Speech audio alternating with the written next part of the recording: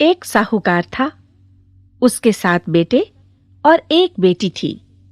सभी भाई बहन साथ बैठकर खाना खाते थे। एक दिन कार्तिक की चौथ का व्रत आया तो भाई बोले कि आओ बहन, खाना खा लें।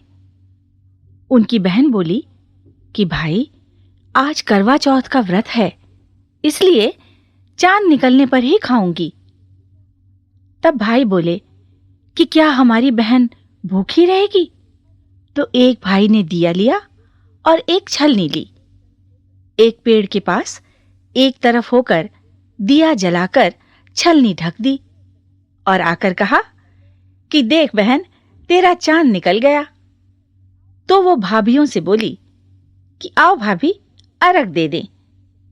तब भाभियां बोली कि बहन जी, तुम्हारा चांद निकला है, हमारा चांद तो रात को ही निकलेगा। तो उस अकेली ने ही अर्घ दे दिया और भाइयों के साथ खाना खाने बैठ गई। पहले गस्से में बाल आया, दूसरे गस्से में पत्थर निकला, तीसरे गस्से में बहन को लेने कोई आ गया और बोला कि उसका पति बहुत बीमार है, जल्दी भेजो। तब मां बोली कि साड़ी पहनकर ससुराल चली जा और सोने का टका पल्ले में बांध दिया और कहा कि रास्ते में कोई भी मिले उसके पैर छूती जाना और उसका आशीर्वाद लेती जाना। सब लोग रास्ते में मिले और यही आशीर्वाद देते गए कि ठंडी हो, सब्र करने वाली हो, सातों भाइयों की बहन हो, तेरे भाइयों को सुख हो। परंतु किसी ने भी सुहाग का आशीर्वाद नहीं दिया।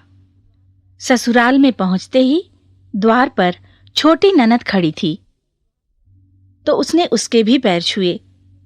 तो ननद ने कहा, सीली सुपुत्री हो, 7 पुत्रों की मां हो, तेरे भाइयों को सुख मिले। तो ये बात सुनकर जो सोने का टका मां ने दिया था वो खोलकर उसने ननद को दे दिया। अंदर गई तो सासू ने कहा, ऊपर मुंडेर है, वहां जाकर बैठ जा। जब वो ऊपर गई तो देखा कि उसका पति मरा पड़ा है, तो वो रोने चीखने चिल्लाने लगी। उसकी सासू दासियों से कहती कि वो ऊपर पड़ी है तो उसको बची हुई रोटियां दे आओ। इस प्रकार मंगसीर की चौथ आई और बोली कि करवे ले लो, करवे ले लो, भाइयों की प्यारी करवे ले लो, दिन में चांद उगना करवे ले लो, ज्यादा भूख वाली करवे ले लो।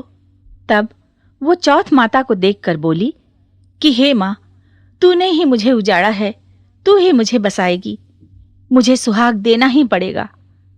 तब चौथ माता ने कहा कि पौष माता आएंगी, वो मुझसे बड़ी हैं, वो ही तेरा सुहाग लौटाएंगी। इस प्रकार पौष माता भी आकर चली गईं। माघ की, फागुन की, चैत की, बैसाख की, जेठ की, आषाढ़ की, श्रावण की, भादों की, सारी चौथ माताएं यही जवाब देती चली गईं कि अगली चौथ आएगी, उनसे कहना। बाद में अश्विन की चौथ आई और कहा कि तेरे ऊपर कार्तिक की चौथ नाराज हैं, वही तेरा सुहाग लौटाएंगी। तब उनके पैर पकड़कर बैठ जाना। ये कहकर वो तो चली गईं। बाद में कार्तिक की चौथ माता आई और गुस्से में बोली कि भाइयों की प्यारी करवे ले, दिन में चांद उगना करवे ले, ज्यादा भूख वाली करवे ले। तब साहूकार की बेटी पैर पकड़कर बैठ गई और रोने लगी। हाथ जोड़कर बोली, हे चौथ माता, मेरा सुहाग तेरे हाथ में है, तुझे मेरा सुहाग लौटाना ही पड़ेगा।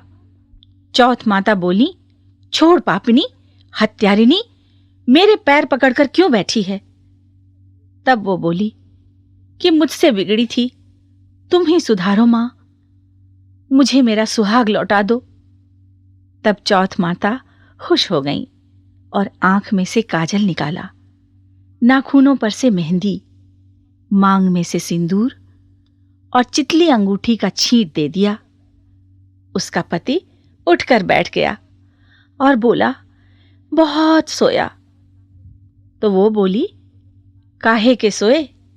मुझे तो 12 महीने हो गए।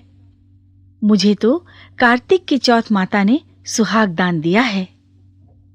तो वो बोला कि चौथ माता का उज्जमन करो। तो उन्होंने चौथ माता की कहानी सुनी, खूब सारा चूरमा बनाया। दोनों आदमी औरत खाकर चौपड़ खेलने लगे। नीचे से सासू जी ने रोटी भेजी तो दासी ने आकर कहा कि अरे, वो दोनों तो चौपड़ खेल रहे हैं। सास देखकर खुश हो गई और बोली, क्या बात हुई? बहू बोली, मुझ पर चौथ माता की कृपा हुई है।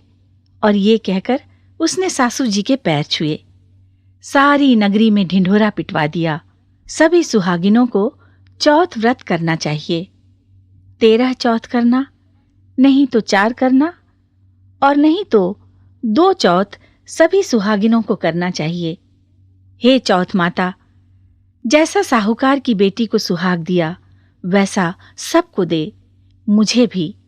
कहते सुनते सब परिवार को सुहाग दे।